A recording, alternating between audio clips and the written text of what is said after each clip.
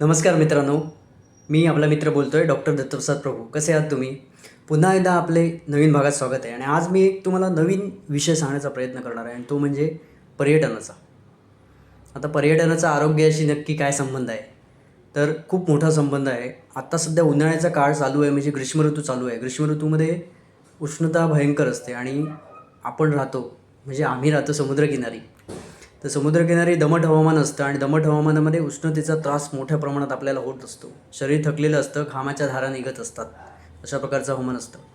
तरी पण समुद्रकिनारी येणाऱ्या लोकांची संख्या ही दिवसेंदिवस वाढत चाललेली आहे, कारण समुद्राचं अट्रॅक्शन बऱ्याच जणांना असतं. अशावेळी जेव्हा सगळ्या व्यक्ती, म्हणजे ज्या समुद्रकिनारी कधी राहिलेल्या नसतात, त्यांनी कधीतरी समुद्र बघितलेला असतो, अशा प्रकारच्या व्यक्ती जेव्हा समुद्रकिनाऱ्यावर येतात तेव्हा समुद्रकिनाऱ्याला बघून किंवा समुद्राला बघून त्या आकर्षित होत जातात आणि आकर्षित होत जाऊन जाऊन पुढे पुढे पुढे पुढे समुद्रात जात राहतात.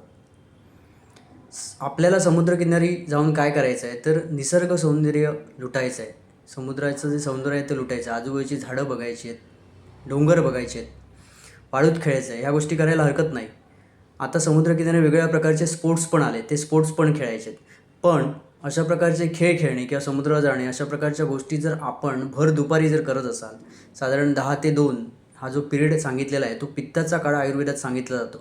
अशावेळी उष्णता, शरीरातील उष्णता आणि बाहेरील उष्णता ही खूप मोठ्या प्रमाणात असते आणि अशावेळी जर आपण अशा प्रकारचे खेळ खेळणार असाल, समुद्रावर फिरणार असाल, समुद्राच्या वाळूत खेळणार असाल, समुद्राच्या पाण्यात आंघोळ करणार असाल, तर याच्यामुळे उष्माघाताचा मोठा धोका निर्माण होतो आणि उष्माघातामुळे बऱ्याच जणांना चक्कर येते, बेशुद्ध पडतात, इवन मृत्यू येण्याची पण भीती असते आणि अशा प्रकारच्या मृत्यूच्या केसेस आपल्याकडे असलेल्या समुद्रकिनाऱ्यावर घडलेल्या दिसतात.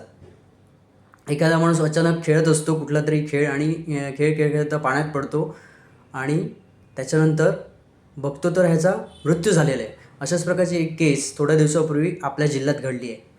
तर मला असं सांगावंसं वाटतं पर्यटकांना की शेवटी आपला जीव हा सगळ्यात जास्त महत्त्वाचा आहे. समुद्र आज नाही तर दुसऱ्या दिवशी मिळेल, तिसऱ्या वेळी मिळेल, चौथ्या वेळी मिळेल, कधीतरी मिळेल.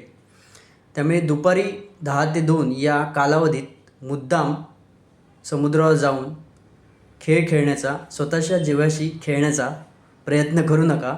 स्वतःच्या जीवाला सांभाळा.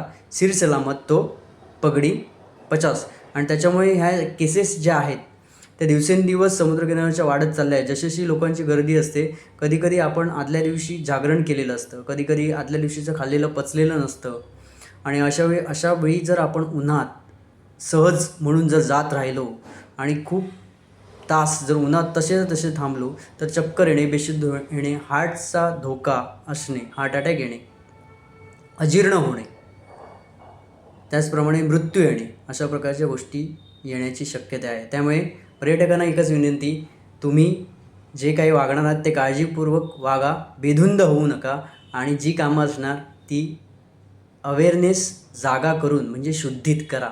ही नम्र माझ्यातर्फे विनंती. धन्यवाद. आता भेटूया पुढच्या भागात. Bye bye.